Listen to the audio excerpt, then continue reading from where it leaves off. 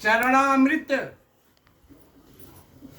मीरा को जहर दिया गया ना, और ये कह के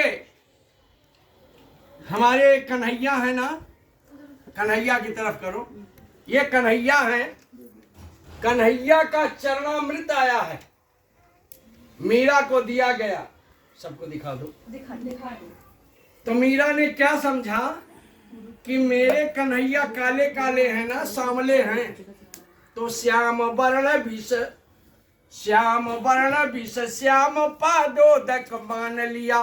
पादोदक का मतलब यही चरणामृत। श्याम वर्ण विष श्याम पादोदक मान लिया, और अपने करों में हंस मीरा विष प्याला था। वही जहर को चरणामृत समझ के उसने लगा लिया होठों से। श्याम वर्ण विष श्याम पादोदक मान लिया, और अपने करों में हंस मीरा विष प्याला था। अधर लगाया विष कालकूट मीरा जभी, डगमग डोल भूमि गई सिंधु भी उछाला था। भूकंप आ गया, कन्हैया मेरे दौड़ पड़े कि मेरी मीरा, मेरे भक्त मीरा की जान जाने वाली है, क्योंकि कालकूट जहर वो ओंठों से लगा चुकी है। कि अधर लगाया विष कालकूट मीरा जभी, अरे डगमग डोल भूमि गई सिंधु भी उछाला था। अरे मीरा ऊंट प्याला लगा, दृश्य था निराला बड़ा, अरे आगे नंदलाला, हे आगे नंदलाला, और पीछे बैल वाला था। नंद यानी कृष्ण बलराम तुरंत हाजिर नाजिर अंग संग हो गए और कन्वर्ट कर दिया हथेली से।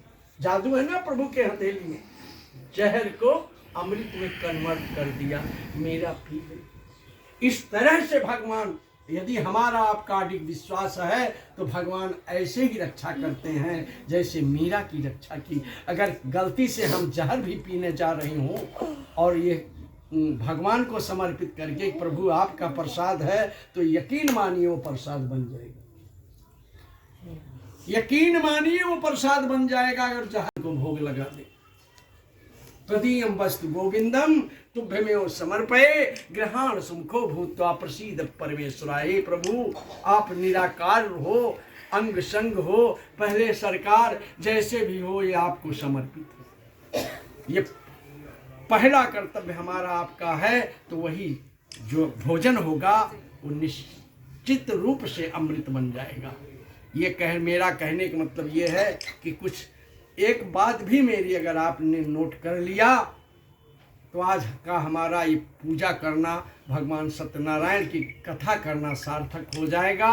अन्यथा तो रोज ही कथा कहते, बहुत सारे हर दिन मुझे कथा कहनी है लोगों के भाव को देख के, आस्था को देख के, लेकिन मेरी कथा सार्थक तब होगी जब कोई मेरे बात से निकली हुई अच्छी बात स्वीकार कर लो और गलत बात कोई निकल जाए तो उसे फेंक दो।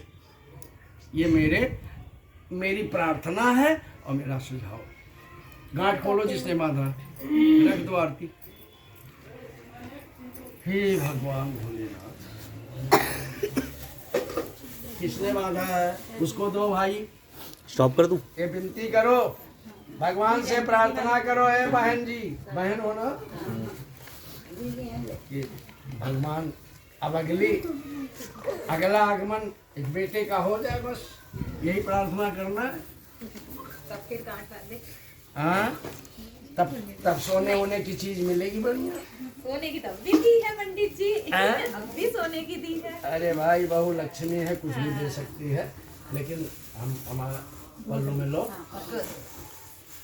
लगाओ बेटा पल्लू में हाथ। ये दोनों का संयुक्त रूप से ज्वाइंट प्रसाद है।